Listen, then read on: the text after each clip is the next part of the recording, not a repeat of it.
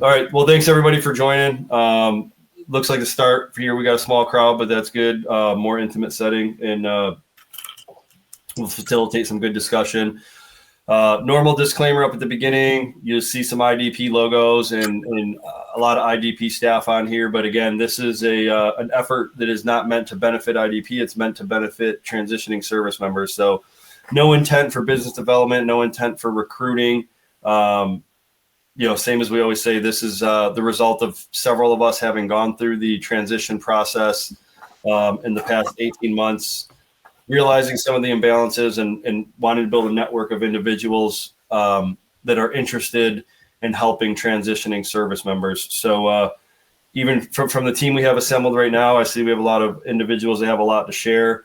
So I won't spend a lot of time myself, because I've spoken enough on these working groups and everything. I want to get it over to our guest speakers, Paul and Aaron. So for those of you, Paul's been on these calls, I think since the beginning, been on quite a few of them. So a lot of you know him from being on the calls or from your time in service with him, but just, kind of short intro, and Paul can fill in any gaps. But so Paul and I became familiar, and I became familiar with his reputation because I think I came into Marcent shortly after you went out, and heard all the good stories from everybody that was down there, Mesa and Lance and Colin, and I think, some of those individuals that we overlapped. But Paul's a 3451 by trade, did his time in the Marine Corps, got out, did some contracting, did some time as a GS at DODIG, and is now working in what we would refer to as the state and local sector, but in the county in Pennsylvania. So I'll cut it off there as kind of familiar and let him tell you more about what he's doing now. But obviously those of you that work with him know his reputation, and know he's a professional. So Paul, thank you for, being willing to share your experience. I think what Aaron and Paul are going to talk about is a really unique and really under-socialized and underrepresented area for Marines and service members that are transitioning to be successful. A lot of us know, like, oh, I can go be a contractor, I can go be a GS, right? So I'm excited to hear what the two of you have to say, and to put this recorded session in our repository, and maybe touch again on this subject in a few months from now, when we've had more time to mature our happy hour and transition assistance program. So with that, Drew, over to you to wrap up the introductions and kick it over to our speakers. Yeah, just one more touch on that. You'll see IDP's meeting assistant in here. We're capturing the recording. At the end, when we go into like the social part of it, we'll cut that off. But just want to be able to get this out, figure out how to share it with the most people as possible. And it just helps us do that. So there's that. And then intro for Aaron. So Aaron and I and Lou, we were all out in First MAW together out at the G8. So doing comptroller work. And then Aaron got pulled away to do, that other financial management stuff in the dispersing offices out there in Okie, and then back in California as well. Made that successful exit as top tier captains, got the MBA, doing the thing, and then finding some success out there, city level in Texas. So sprung her last night and said, hey, you do exactly what we're talking about. Why don't you just jump on tomorrow night and talk? And she's like, sure, why not? So Aaron, really appreciate you jumping on with absolutely zero notice. But Paul, we'll let you run first, and we'll just make it dynamic, pretty small group tonight. But again, this recording, I think there's quite a few people who are going to find this really helpful and interesting, and we'll make sure we get it out to them. So thank you both. Paul, turn it over to you. Thanks, Drew. Thanks, Jim. Like they said, I was active duty for 8 years. Went through 1 MEF, 1st Marine Division, and then Marcent. Did contracting. Then I was also a deputy comptroller for about 8 years with the 4th Marine Corps Recruiting District. And then just did 2 years with the DOD OIG, but now I'm the Director of Budget Services and Finance for the County of Lancaster. So there's definitely some similarities going from federal side down to state and local side, but those similarities are kind of just in your basic financial management. Then it just goes wide off in different directions and touching different things that we never actually looked at in the federal side. That main area is revenue. We don't actually, deal with taxes or levying taxes or increasing or decreasing. We also don't deal with property value assessments to see if we can increase our revenue or if we should increase our revenue. So there's multiple aspects that are the same, but also with a different caveat. The main part of that revenue is your main source is going to be the housing taxes. We also have, you deal with small fees and stuff like that come through, but that is your main source of income and how you mainly run your operation of a county. We have two separate things that go in with how a county gets its revenue. You have your taxes on your housing, but then you also have state and federal grants. Now, the federal grants run just like how federal appropriations work, October through September. State grants, those go from July to June. And your county and locals, Aaron, I don't know if it's the same with the city, but we go from January to December. Is how ours work. So 3 closeouts in 1 year. So same, but different. It's awesome. Luckily, with a lot of those closeouts, the controller's office will handle most of those types of things. And they have their accountants, their auditors, their internal control people. We always kind of thought that, budget, finance, accounting, that was all just the comptroller's office that we have in the Marine Corps. It's not so in the state and local level. You have different divisions that report to specific people doing those very specific jobs. So you have your budget and finance, which is your budget and execution. You have your accounting side, you have your purchasing side, you have your supply side, and that's all kind of wrapped into this one massive group, except for all of those are hired individuals like myself, except for the controller.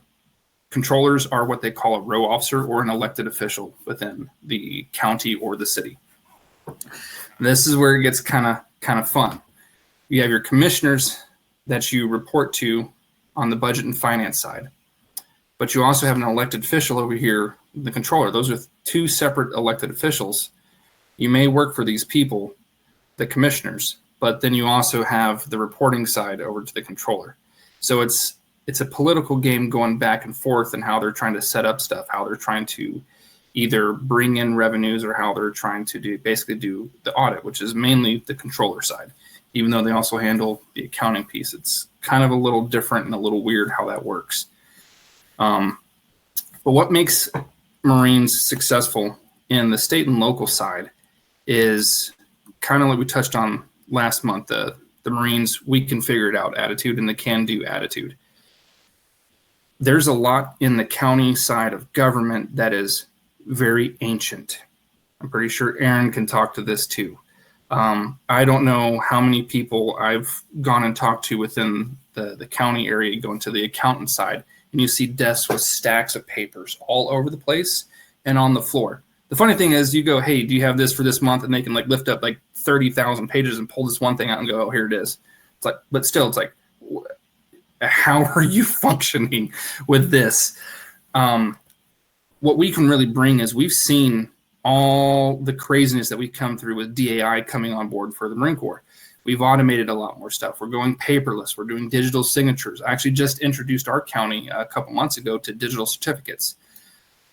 We are now implementing that, so we are stopping wet signatures. This is saving us a lot of paperwork, obviously, and it's also saving us a ton of time because you don't have to do what's called inter-office mail.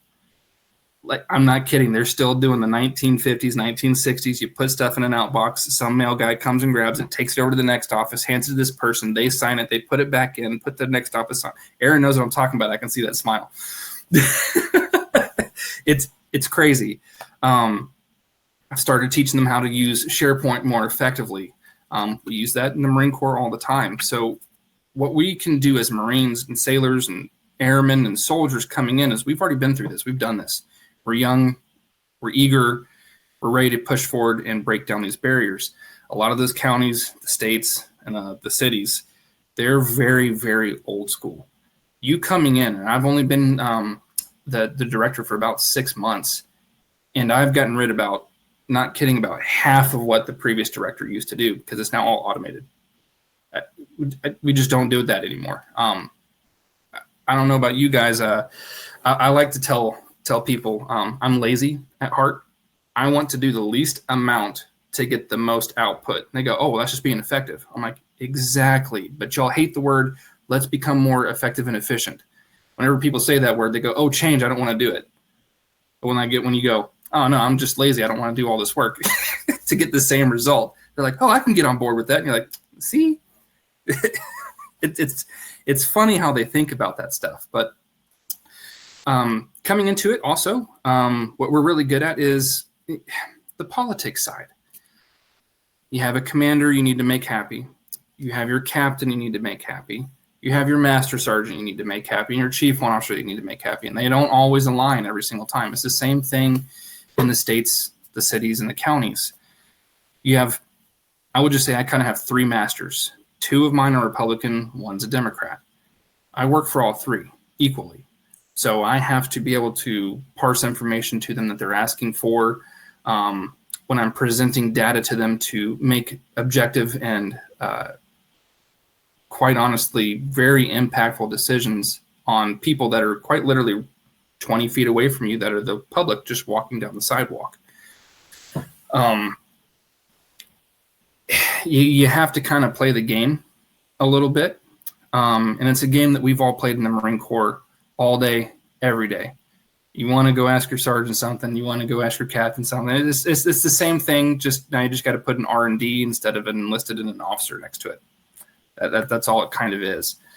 But going back to a lot of this, when I was saying the three fundings, you have your general fund that you usually run off of, which is your tax revenue. That's really not a whole bunch when you come to think of it, because most of that goes into salary. I don't know if Aaron's going to touch on this as well too, but salaries that's our biggest hit to our budget. It's salary. The rest of it, we maybe spend about a third on the operational side. It's literally 2/3 of salary. So that other third is going on to your facilities maintenance, your parks and recreation, voter registration, all these other types of offices and departments that run the county. You go all the way to planning commissions, bridge building, but those also take into the effect of working with the state to get state grants. Those grants are going to cover like historical buildings, bridges, and all this other weird stuff that we never even thought about touching in the Marine Corps. So what I would like to always kind of reference it back to is remove the bridges, remove all this crazy parks and rec stuff, and just put in your motor pools, put in your supply offices, and you've pretty much got the same exact thing that you're kind of running on. You just got to kind of change your nomenclature just a little bit, and it's essentially the same thing as running a unit. Everybody still needs supplies. Everybody still needs some type of uniform, especially your facilities folks. We have hazmat, we have public safety. So think of MPs, that's our county police. It's the same essential thing. They have range days, they have Kevlar vests, everything that we kind of do within the Marine Corps. It's just that the naming of it's a little bit different. Instead of the warfighter, you have public safety. It's kind of the same thing here that kind of goes back and forth with the way the wordings work. Now, I would say probably the toughest thing about coming from the DOD to a state and local is the politics. Can't talk like a Marine. You can't really act like a Marine in a lot of the ways that we're all kind of used to. But they want the attitude of a Marine. They want the one that's just pushing, who's always going, who's always doing more than what's requested. Who's always bringing that extra to it. It's always kind of pushing the envelope just a little bit there. And I would say that's kind of the biggest con of kind of going through it. That and convincing people to change and to grow. A lot of local officials, they've been there for 40 years doing the same exact thing day in and day out, and they like their comfort zone. Getting them out of that comfort zone, that is the true challenge. And that's actually what I'm going through right now. Big thing with it is taxes and kind of dealing with this on do we increase, do we not increase? Well, now we're looking at doing a tax increase. They haven't done one since 2013. So I'm having to pull and show data from those 10 years. We've all seen the inflation that's going on in the economy. We also, y'all might see it some too within the DoD still. Do y'all still get COVID relief funding, ARPA, or anything like that? I'm not sure if y'all still do. I'm not sure if we do. Okay, because I know COVID-19 relief funds, or ARPA, the American Rescue Plan, that ends December 31st. You have to have everything committed that you're going to be using those ARPA funds, and they have to be completely expended by 2025. We received 10 million each year. That's 10 million in revenue we are no longer getting. Now, if you haven't raised taxes since 2013, our revenue hasn't increased. I mean, we see natural growth of about, I would say, 1.3 million per year. That doesn't make up the 10 million that's lost. Well, where do you come up with it at? Are you going to stop offering services to the public? Well, that's a big political move, because now you're going to have people on your door complaining that they lost services. Some of this can include funding for the homeless, affordable housing in the areas. So all this stuff has a massive impact, including the raising of the taxes. We all know we have an elderly population. The baby boomers are starting to get up there. And a lot of them still rely just on Social Security. So asking them to pay an additional $175 to $200 a year in additional tax, that can be a big ask for some people. So a lot of these things have ramifications, but what you have to do is you kind of have to push this part aside a little bit. Focus on the data, focus on where they've been, where they're at now, those massive changes, what's coming to an end, that federal funding for COVID-19, and is there any other way to make this up? Well, now you get to become a detective and start looking for state grants, more federal grants that you can grab and use for different areas. Now, a lot of this stuff is very restrictive on what you can use it for. We have liquid fuels, Act 13, that deals with historical buildings, bridges, stuff like that. So some of the stuff you just can't even go left or right with. It is very specific what you can use it for. So now you got to kind of find that stuff. If you can't find that stuff, then you have to go back on old reliable, which is your taxes for housing. Building scenarios, we're all used to kind of doing that, giving your commander 3 options. You know there's only one viable option. You make the other 2 kind of look like they could possibly work a little bit. We all know how to play that game, right? So we've done that before. Nothing different. It's the same thing. I came up with about 6 or 7 scenarios because I wanted to make sure that we were showing every single way possible, going from 0.75s to 1 mil increase. And these mill rates, an easy way to kind of do it is 1 mil point per 100,000 is $100. That's just kind of on average of what a taxpayer would be paying per point. And every county does it differently, but you also can go look at other counties. You know how we would always steal information from other units that were doing stuff or other divisions, and we'd be like, no, I'm stealing that because that works. We're taking that. So we do the same exact thing. I went outside of Pennsylvania, stayed inside Pennsylvania. I looked around in Alabama looking at agricultural areas, because that's Lancaster County is mainly a farming area. So just trying to find like counties and seeing what their millage or their tax rates are for their homes. And then also talking with other budget directors or finance directors and going, all right, what are you guys doing? How are y'all making it through this? Because we're all in the same boat. Everything's ending for ARPA on December 31st. And so we just started getting this whole bunch of us kind of talking together, and we all kind of came up with the same conclusion of, all right, this is kind of what we're going to have to do here. So the networking doesn't stop. It increases, because you're talking about kind of Pennsylvania, we have 53 counties. So that's just one state. And then you got all these other ones that you're working with, and they're all each individual differences going on. And some are more agricultural, some are more industrialized. So you got the differences going through with the amount of population as well. So it's a lot of work, but the networking is fantastic to deal with and work with. You learn new stuff that people have been doing for years, or the new outsiders. I'm definitely considered an outsider. I don't even live in the county that I work for. And they really appreciate that. And It's the same thing that we've done in the Marine Corps. You always kept your connections as they went off to different units, so you could pass information back and forth, get new information coming from their new unit, like, oh, they're doing this. This works fantastic. Let's try it out here, see if it'll work, or plug it in and see if this is even viable for us. And we do the same thing. Now, I would say opportunities there's a lot of financial opportunities in the state and local level for especially the 34 field coming in, but it's not just the 34 field. You have mechanics that are definitely needed. You have MPs coming out. We need local police. We need correctional officers. We need purchasers, contracting specialists. We need supply Marines to run warehouses. And we still have those same types of things. IT is very big. I think IT is probably one of our biggest sections because they're running multiple buildings stretched out over a massive county. And I kind of liken it almost to like a recruiting district where we have tiger teams that go out and ensure these places are wired properly and kind of going through the proper stuff. We also have a ton of HR folks, so admin. I mean, everything that you did in the Marine Corps is applicable to state and local governments.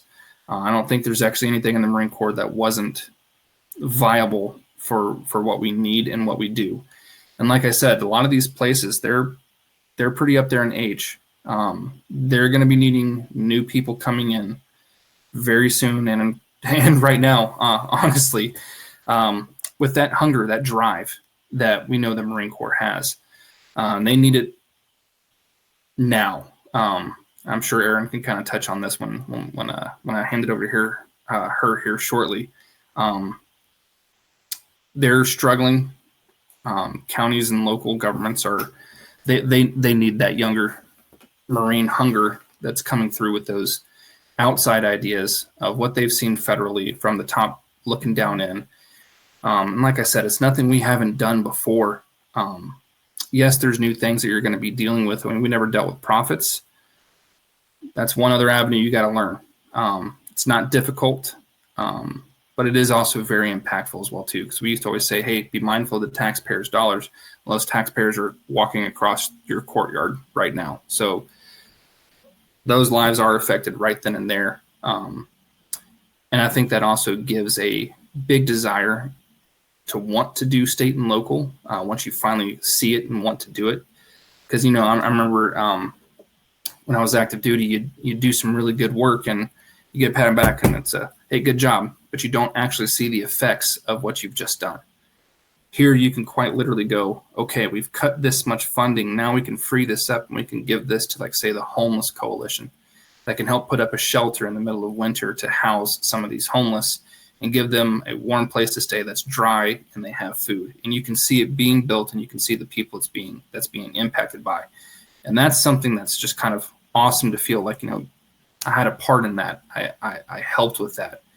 And that's been pretty impactful from what I've seen, just even with just the 6 months that I've been here, just seeing what we can do in that short time frame. Erin, I know you were supposed to technically only get about 10 there, so I'm going to go ahead and give my rest of my time to you so you can talk about the city. Unless anybody has any questions for me right now. All right. No questions, Paul. Great points. I actually do have some questions, but I want to let Erin go first, and then we'll come back because I drew a lot of parallels, a lot of interesting talking points that you brought up, and consistent themes with things that we've heard from previous guest speakers about what makes Marines successful. So I appreciate you driving those points home. But yeah, I'll hold off. Erin, thank you. All right. Thanks for having me. Yeah, Paul, a lot of what you said resonates with what I see in Garland. So I spent about 7 years in the Marine Corps. I was in Okinawa with Drew and Hera Baez at the Air Wing, and then I went over to dispersing for a little bit. Then I PCS'd to Camp Pendleton, where I met Paul Evans. And I don't know if he remembers me. And I do, Erin. Okay, good. Did some dispersing there. Got to deploy with the Special Purpose MAGTF. And then I did company command for my last year. I did Hiring Our Heroes, and I did an internship and then got a job with a mortgage company. It was just a broker and me and another Marine, and then we grew a loan processing team and all of that. So this is when the real estate market was like popping off. And I thought I was going to learn all this stuff and like become a loan officer and make a ton of money. And it was great for a little bit, but eventually it started to die out. So I came back to my home state of Texas, and I didn't really know what I wanted to do. You know, I had this finance background, so I thought, well, like I should apply to finance jobs, right? So I applied to a bunch of different jobs, several municipal like budget type jobs, and I wasn't really hearing anything back. So my uncle, and this is why it's important to network and know people, he worked for the city of Garland in the electric company. So the city of Garland has their own power and light company, basically, and he suggested applying somewhere there. So I applied for internal audit. And wasn't really something on my radar, audit was, but I guess my boss liked me enough, and maybe my uncle put in a good word. So I got the job, and I've been there for a little over 2 years. And it's been great. I've learned so much about local government in general, so much so that I'm a lot more involved in my own town, and I don't live in Garland. I live in a small town more outside of Dallas, but so it's just interesting to see how things work, because you don't really think about how things happen around in your town until you really get into the weeds to it and go to city council meetings and see how the sausage is made, so they say. So internal audit is, for Garland, it's our own department. The city auditor is appointed by city council. The way city government works, and a lot of government, is like the higher officials typically are appointed. So like you have your city manager, like city attorney, your police chief, your fire chief, city auditor, those type of things are appointed by council. So my boss technically reports to council, not to the city manager, but most of the city is going to fall under the city manager's control. Some cities, internal audit departments fall under finance. There's a debate whether that's like a conflict of interest or not, because, you know, how are you auditing your own? It's just strange to fall under management if you're going to audit management. So that's the way we're structured. Strangely, not a lot of cities have internal audits. So like Garland has about 250,000 people. We butt up right against Dallas. Frisco, Texas, if you've heard, it's the headquarters of the PGA, the new headquarters. They're a booming town. They've been growing a lot the last 10 years. They don't have an internal audit department. Their neighbor Plano doesn't have an internal audit department, which is kind of strange because they have a lot going on. But it's all up to city council. So they're the ones who decide to establish an internal audit office or an internal audit function. And what it does is basically provide accountability and transparency for them. So it's sort of a way for us to go into management's business and, you could say, poke around and see if they're doing things the way they should be. And then we're obligated to report our findings and make it public. So that's our main goal. We do not do financial audits in my department. I'm not sure how other cities do this. We actually contract out from either Deloitte or Weaver to come do our financial audits. So what we do mainly is performance risk-based audits. And what that means is we're going into a department, we're going to look at a specific program. So like, for example, I'm auditing the IT department of our power and light company right now. So I'm looking at that. We're doing a risk assessment of that function only. And we're trying to point out, like, you know, do they have the right policies and procedures in place? Are they following NERC requirements, which falls under EPCOT? Different things like that. And we're required to follow a certain methodology. So there's the Government Accountability Office has this thing called a yellow book It's the government accountability. I think it's like government auditing standards. I just call it Yellow Book, but it lays out a methodology of how to actually perform your audits and all the documentation required and the reporting requirements. So we follow that.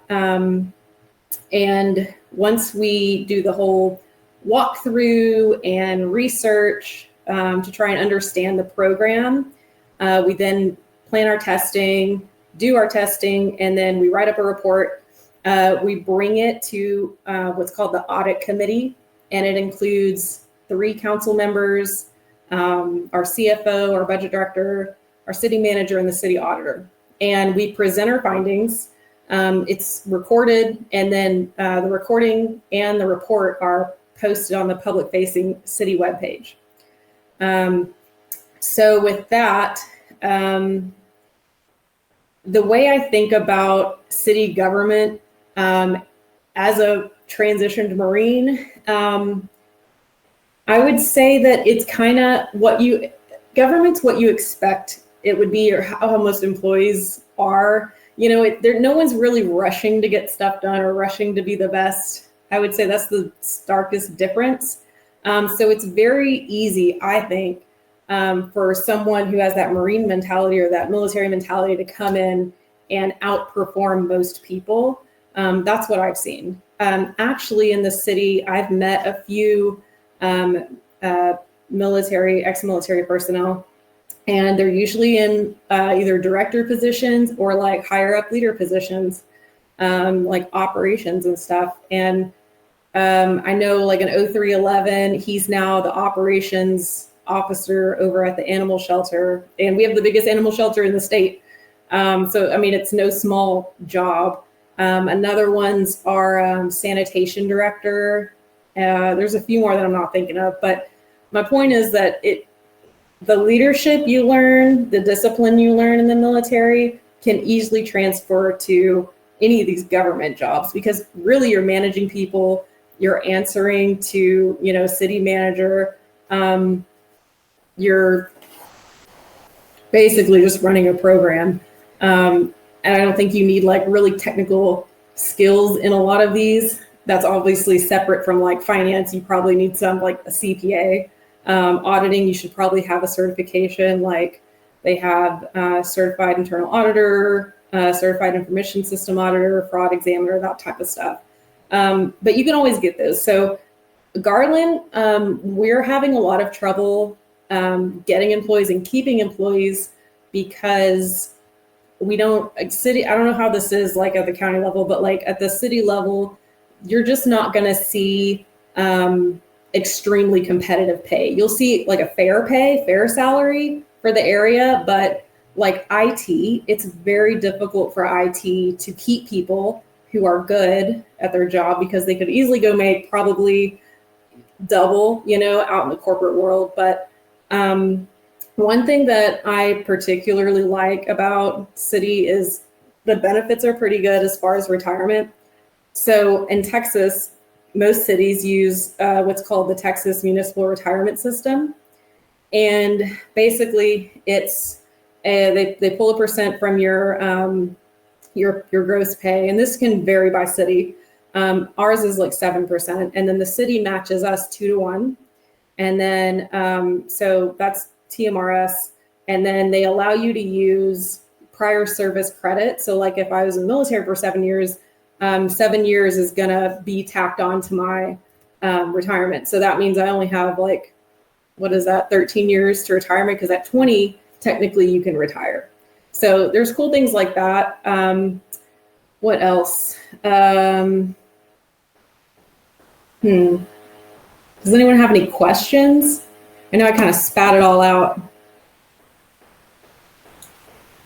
I think looking at the room, this is your huge opportunity, because Roy, Brian, Lou, you guys aren't leaving, period. So, I mean, who's got the questions, Paul? How's your leave plan? What was that? I said, how's your leave plan out there? So we get, it changes. So like when you first come on, you get 2 weeks And yeah, you get 2 weeks vacation. I think you get 2 weeks sick too. And then as you hit certain like years at the city, you get like extra days tacked on that you can get every year and you can accumulate. They also have a thing where if you use less than 24 hours of sick leave, they give you an additional 2 days of vacation leave. And then you get like a funeral leave and what else? I think that's really it that my city does, but it's going to vary from city to city.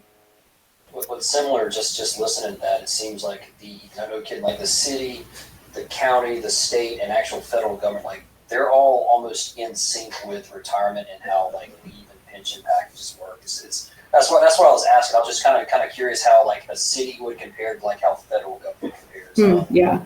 Yeah, just curious on how like the different aspects. I know there's like small nuances here and there, but that's very interesting that you said the city/state government. Is this better? Yes. Jesus Christ, it's still here. I'm sorry, I got a new headset. That's why you guys are like leaning in. I'm like, it's still the bane of this existence. Okay, I'm going to fix this. I'm sorry. Okay, excuse me. All right. So it's very interesting you said that the actual city/state takes your federal time and converts it into state time to allow for retirement. That's a very interesting concept because I was not tracking that, nor even see a benefit for the state to even consider that due to state versus federal. So that's a very interesting thing that you guys have there. I do like the obviously the retirement pension plans that you guys have there. The matching, everything sounds good as far as that portion. And then obviously what you just got into as well was the locality pay and area pay versus like work you do versus how everyone else in the world can get paid, or like telework, things like that. That's where it looks like you guys have the hiring challenges of like the government restrictions saying these are the pay bands and we'll only pay here, and we discredit all current pay scales due to our anarchaic 50-year-old pay system from how it works. And that does suck, and that does hamper you guys a lot because that's where you guys miss the issue of having the ability to hire the talent needed in the positions versus just hiring people to fill the seats. Yeah. And the city has a few things they can do. So like the details I gave you about the retirement, they have a little bit of flexibility of how they can do that. Like if instead of doing a 2-to-1, they could do a different ratio, or they don't have to take 7%. But overall, like I do think the salary is what keeps people from applying. Something to note. So it's very important if people are considering city jobs to know what that retirement system is. So like TMRS is pretty robust. The city of Dallas, for example, is not on TMRS. They have their own retirement decisions that they've been making. And apparently they've made really bad investments over the past 10 years. And you'll see their jobs that they post, they look like they're higher salary, but like their retirement system is trash. And so like people in Texas know that. And so Dallas is having a hard time hiring people from within the state. Just something to like keep in mind. Also, when I think about like the type of person who wants to work for a city, maybe a few pros would be it's not as cutthroat. I would say it's a lot more secure than probably your, tech company that might lay off a bunch of people. And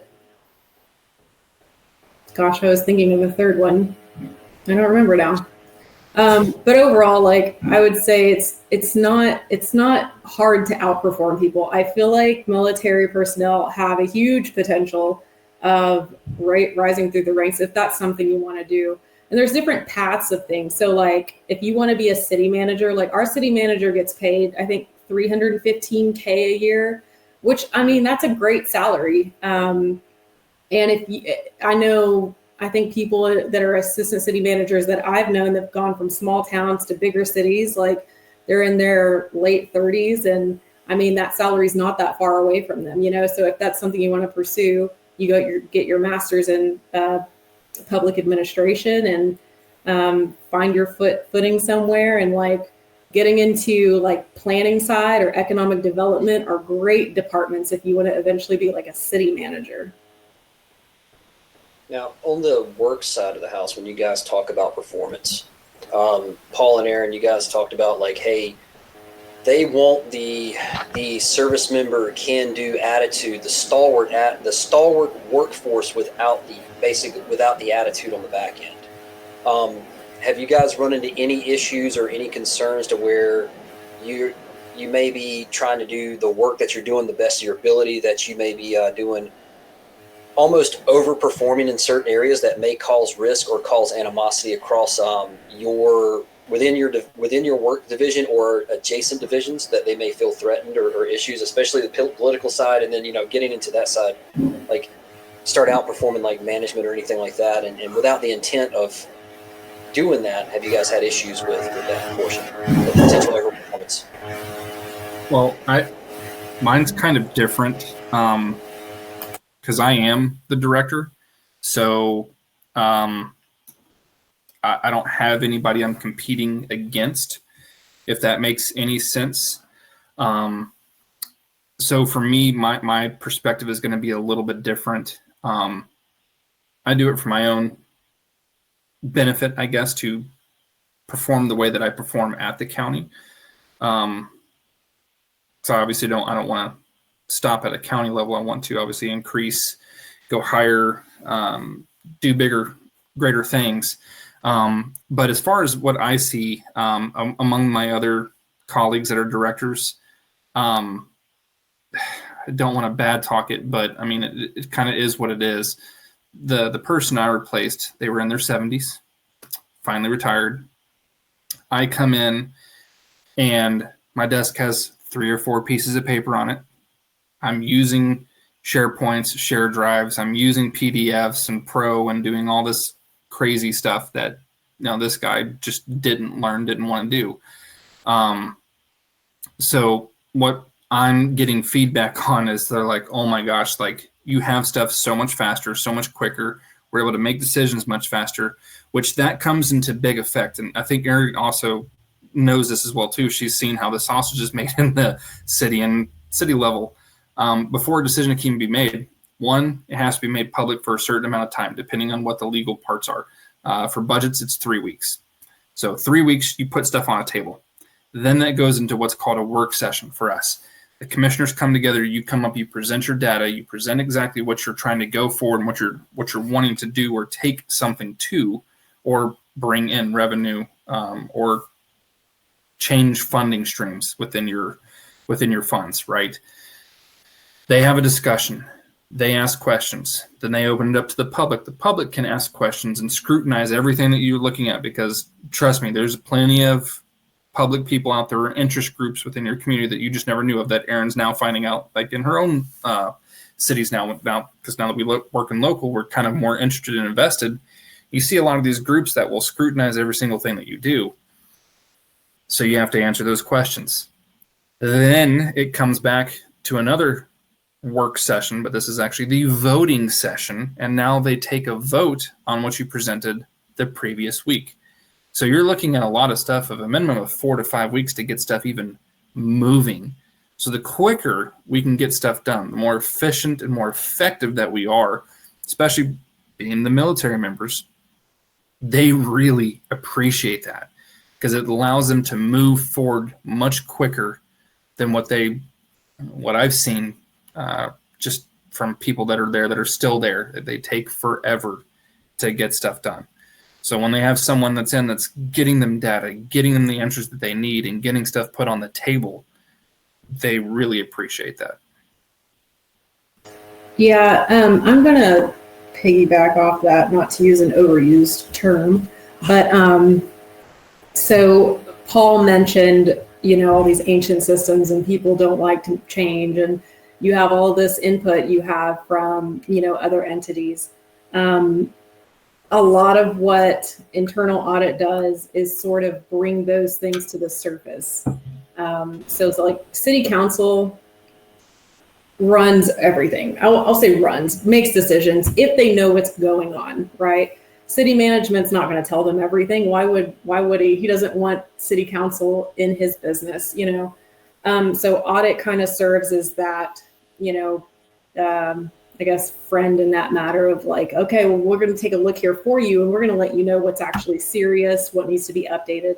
And we have a really unique position in that we're not trying to be those like gotcha auditors that comes in the department and like slows you down and makes it harder for you and like show me every skeleton in your closet. We're trying to build relationships because these are people we work with. We work for the city of Garland. We're all civil servants, you know. A lot of times we present it as, what are you struggling with? What do you need help with? What are you not getting money for? And we try to put those in our audit report. That way we can kind of communicate to council in a very formal way.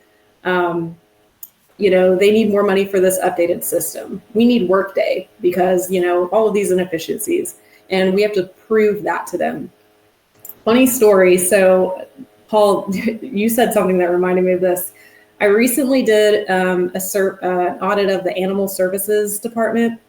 And wouldn't you know, we have a crazy cat lady group in Garland. And I cannot tell you how many emails I got because someone got a hold of my email. How many emails I got. They contacted the state, tried to get our veterinarian fired. They showed up to every city council meeting, our audit committee meeting, got up, every one of them spoke. Like, it's things like that you have to deal with. Public, you know, it's public facing things. So you're going to run into those things. So there's a lot of very sensitive political things happening that you need to keep in mind when you're, you know, reporting what you're finding, because you don't want to make it any worse than it is, but you also want to be transparent and, you know, you have your ethical standards. And then of course, city council, they care about their constituents. So like, it's a very like tedious line we have to walk sometimes Yes. in government. Oh, yes. 100% accurate and true in every sense, yes. So I got a couple more specific questions, but before I do that, I want to try to connect some dots real quick at a like kind of big picture, because this is the stuff that we want to take away from these types of sessions where we have, you know, very specific speakers from what we referred to earlier as kind of like under socialized opportunities, right? Like not everybody sitting in not every Marine getting out is knowing that they can go. So both of you talked about the ability to have an immediate impact. I associate that with purpose, right? Like, what's the purpose? How do I know the purpose of what I'm doing, right? And Paul, you used the phrase like, my constituents are walking across my lawn. Like at the city and county level, I can see the people who paid the taxes can see their taxes applied, right? So, and I bring that up because both of you mentioned it. And as we're seeing Marines transition, the more Marines and service members we've interviewed and the more we've had in our SkillBridge program, it's amazing how unselfish a lot of them are. And they say things to us like, well, look, I want you to know right up front, money's not my main motivator. I want to belong to an organization that has a higher sense of purpose, right? Why do people join the Marine Corps? Because they have a sense of purpose, right? So I see that concept that both of you mentioned as an alignment for our target population as this grows, right? The other thing is stability. Early on in IDP's run, we lost several candidates because they wanted to go to a bigger company. They wanted to go to GS because there's that stability, right? Brian transitioned from being a GS to coming to IDP, and there was that kind of like hesitancy about like, there's not as much stability in contracting. Aaron, I think you referred to it in different fields like IT and contracting, right? So again, another theme or thread that's consistent with the values of service members that are transitioning. What do they want? They want purpose. What else do they want? They want stability. They're coming from one of the largest and most stable organizations in the world, the Department of Defense, right? So I was really excited that both of you had those themes in there. And then a lot kind of in the same vein of that stability is the benefits, right? Like everybody hearing the buyback, you know, you can get time served. I know you said like towards retirement. The one thing I was curious about with time served is there's also that, like, if you come in with a certain level of time, you're automatically at the max PTO, right? Like in some agencies, you enter them, like I was talking to an individual earlier, like, yeah, so if you've got 10 years in the Marine Corps and you come into our agency, you're getting max PTO. You don't got to work your way up, right? Like, so Paul, I see you nodding.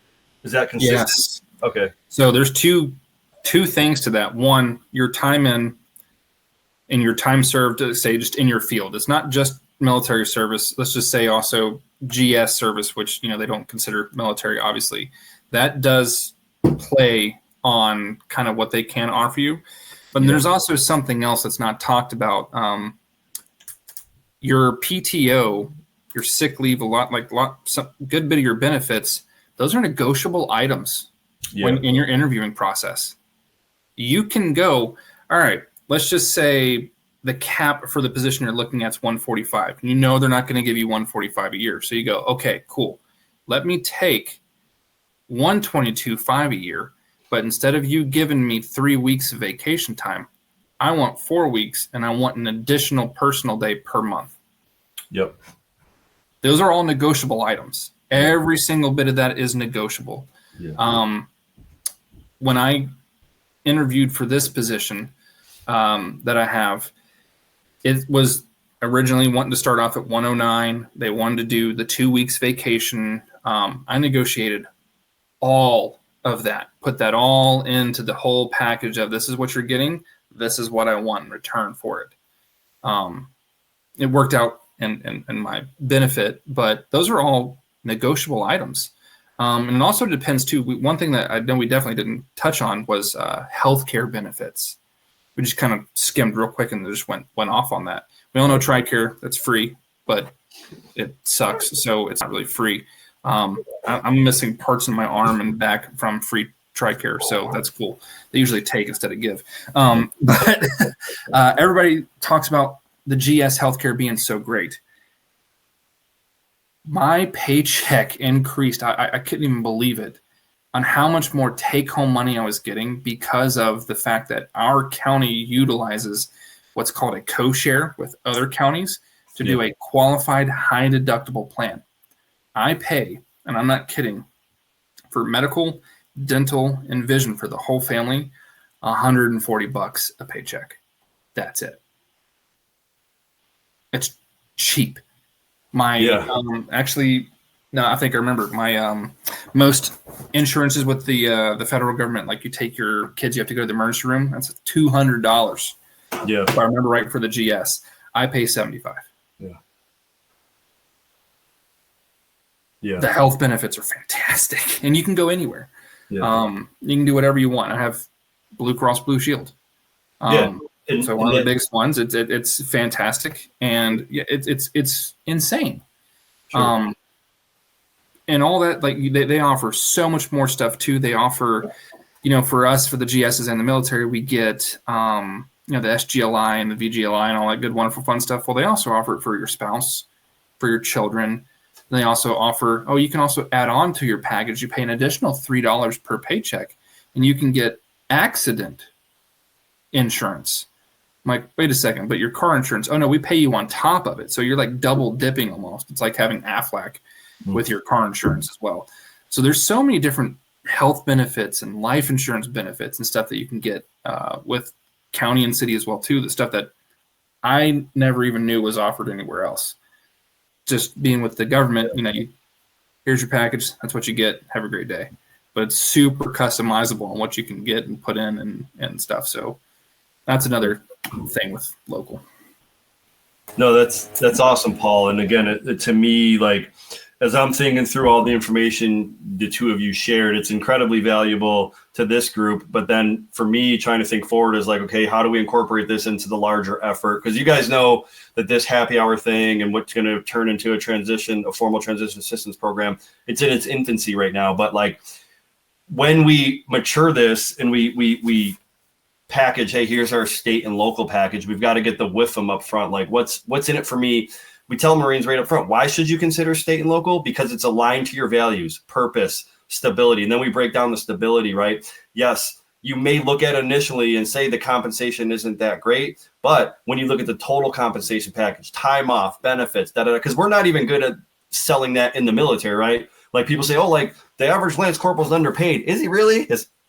Is he or she really? Like their housing's provided, their food's provided, their benefits are like, right? So I'm excited about the information you all shared, and then probably going to touch base with both of you later on and massage some of these points a little bit, because I think as we mature this, Drew, this is the kind of stuff that we do again, again, this is an enduring evolution, Aaron and Paul, you guys like both know that, but like once or twice a year, we're going to go, hey, let's have our state and local presentation again. And now next time we'll have some of this base information and maybe some graphics to supplement what you guys are talking about. Like, why should you as a young Marine or a retiring Marine, the idea that you can go work in your hometown, Aaron, that's incredibly valuable, right? Like we've all spent, for me, the last 20 years, for some of us, the last 8 years away from home. Like, wait, I can go work in my hometown, have a job that meets my sense of purpose, has some stability, a lot of pluses, pros to this. And oh, by the way, I can also go there and kick ass and stand out because I've got the incredible Marine work ethic.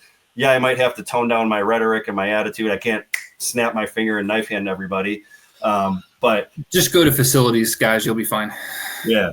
No. Yeah. Incredible session from both of you. I really appreciate it.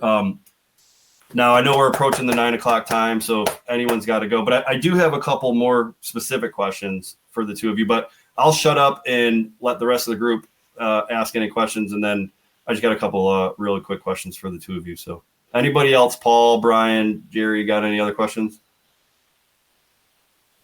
I don't think I have anything. It was definitely really informative to hear what those perspectives are, though, because there's a lot of what is kind of when you coming from a world where you haven't really had much of a choice in what you're doing to going out there, and there's so many choices you don't even know where to begin. So to kind of even hear about those other perspectives of what things are like on the other side is definitely enlightening to have an idea what's to come. Yeah, absolutely, Paul. Okay, so first one, I just got to ask this. In the Marine Corps, PPB&E, right? I heard you guys talk about a lot of things associated with PP&E, but I didn't hear either one of you refer to like a formalized process, right? Do you have, you talked about segmentation a little bit, like should audit fall under finance? And Paul, you're the director of finance, but how things relate, like at the state and local, is there something comparable to PPB&E that drives like, okay, we know 2 years from now we want to redo this road, so that's in the planning phase. And then a year out, we're programming for that. Like, how are we going to get the dollars for this? Is it going to come from the ARPA funds, or is it going to come from these funds? And then you're in the year of execution and you're accounting for it. Like anything parallel to PPB&E or a defined process? It's actually quite different. So you have your planning departments. This is how we kind of do things with us, or you have your facilities. And I'll take facilities, for example. So we have a historic courthouse that's also attached to a brand new building. Obviously, we want to keep this historical building alive. It was built in the 1700s. So I don't do any of the planning. I don't look for the grants. That is for facilities. They have to kind of own their own programming and planning. They have to get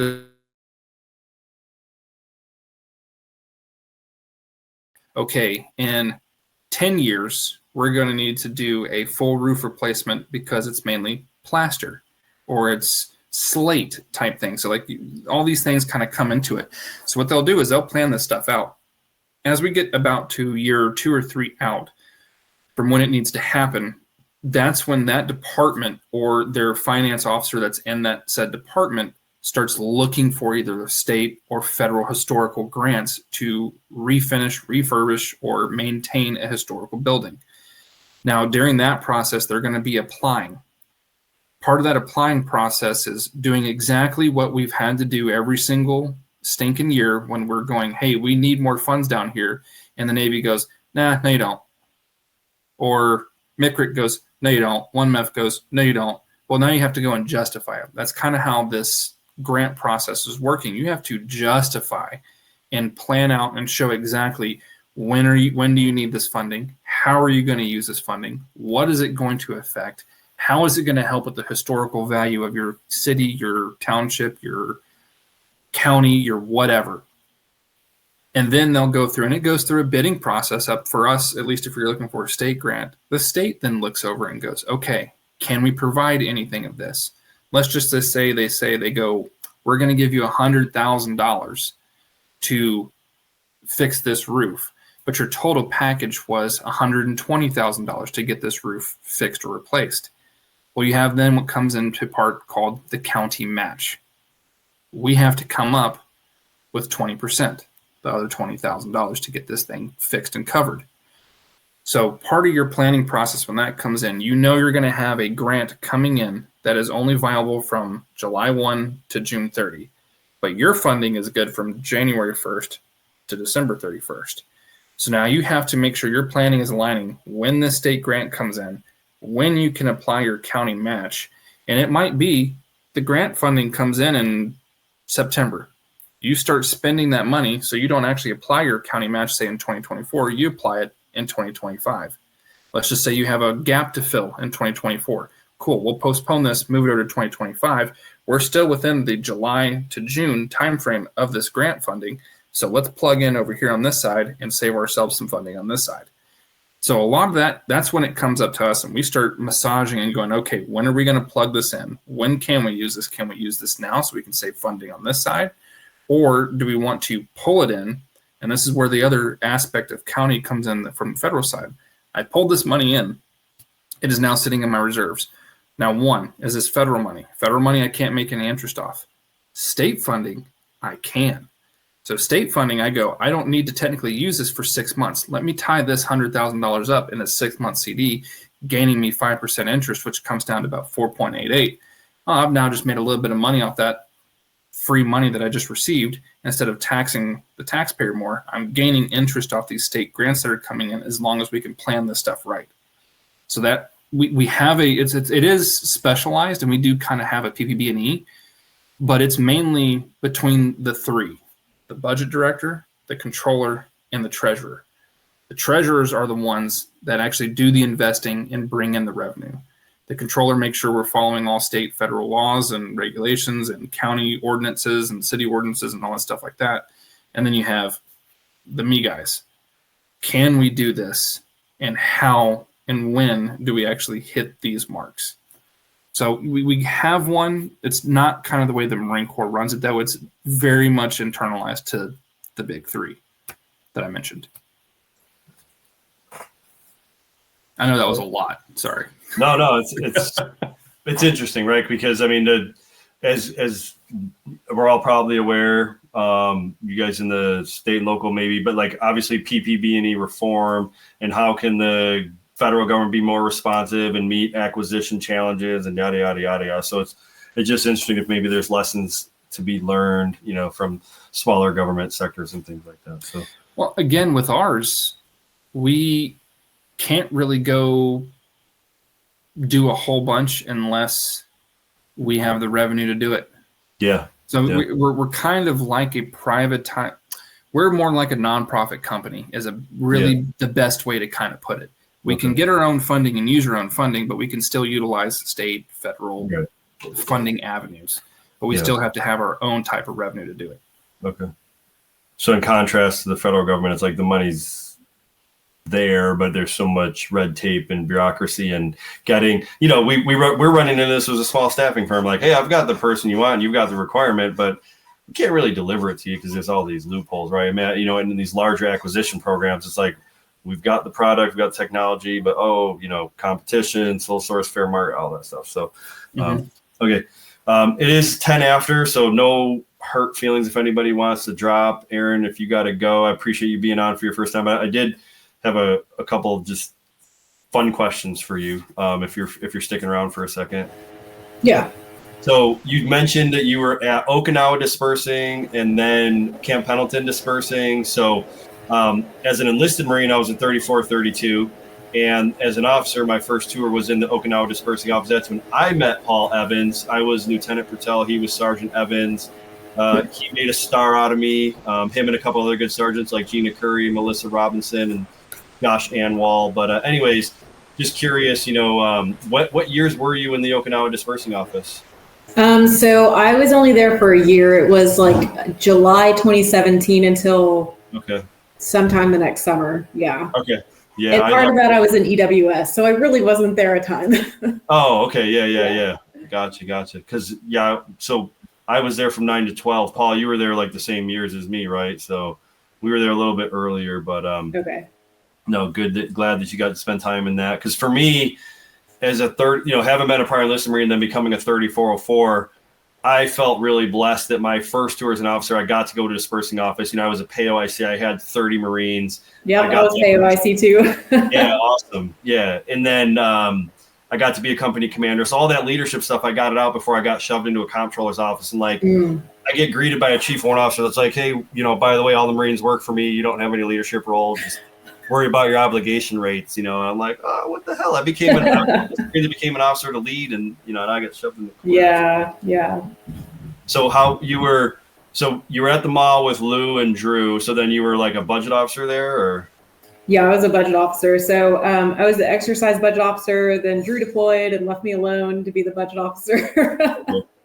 And then I tried to weasel my way to get orders to Korea for that 1-year comptroller tour, and I ended up getting the dispersing down the street. It's a good trade-off.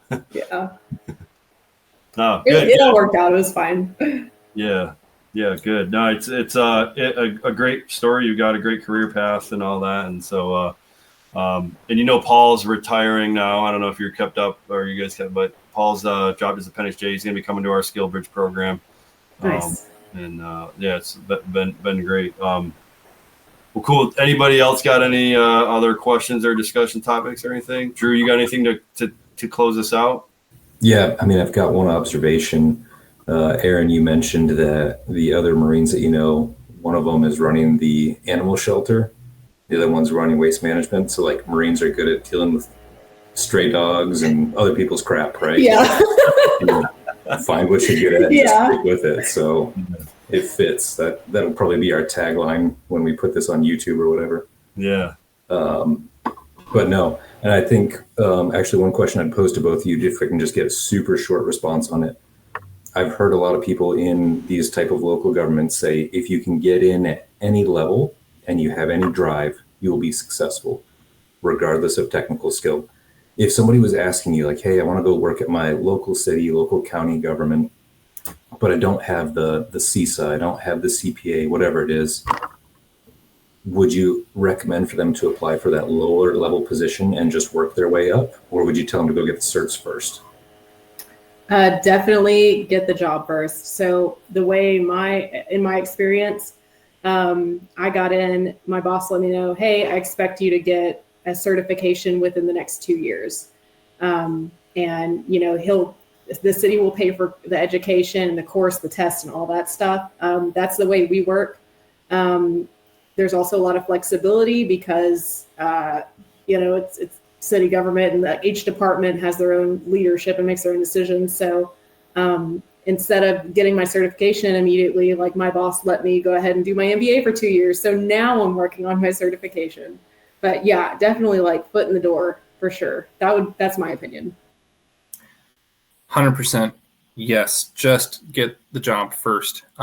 Jerry kind of knows a little bit about one of my employees.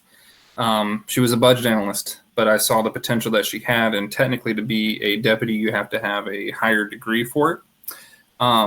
But since I have the flexibility, since it's my department, I was like, nope, we're getting her promoted. I'm making her my deputy director.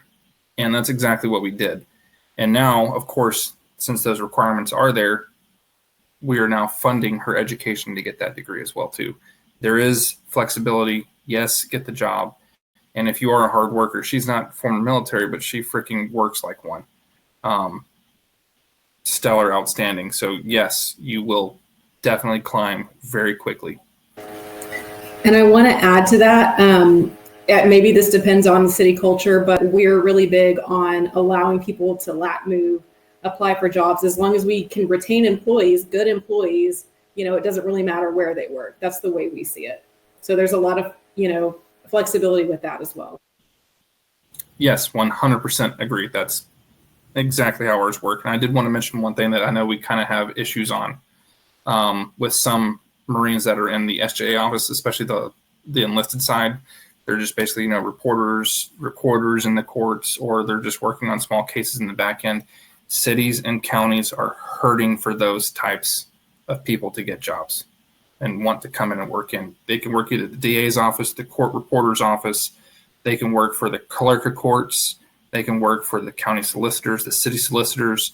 They are hurting for those types of people with that type of knowledge. So if you know any Marines that are doing their 4, doing their 8, and getting out and they were on the legal side, city and county, way to go. You get in like that. Awesome. Hey, that was super helpful. Appreciate you both being here and sharing that. So I think that wraps it up for tonight. If anyone has questions after the fact, this is the community, so that the stuff keeps going. Reach out to each other. If you don't have somebody's contact information, we'll get it to you. And then I think the last thing was, hey, we're getting close to that holiday time. So everybody here, just take that minute to look around left and right, see who you know, make sure they're doing good. Check in on your brothers, check in on your sisters. It's that time of year where we see the statistics go up. So even those guys and gals that look like they're doing all right, we're all in a really blessed position. Reach out. And if you need resources, hey, this is what, the ultimate purpose of this community, taking care of people. So reach out if you need resources. If you know that guy or gal, put out the hand. And not to end on a down note, but appreciate you all being here. Thanks again. And we'll follow up with more and look forward to future events.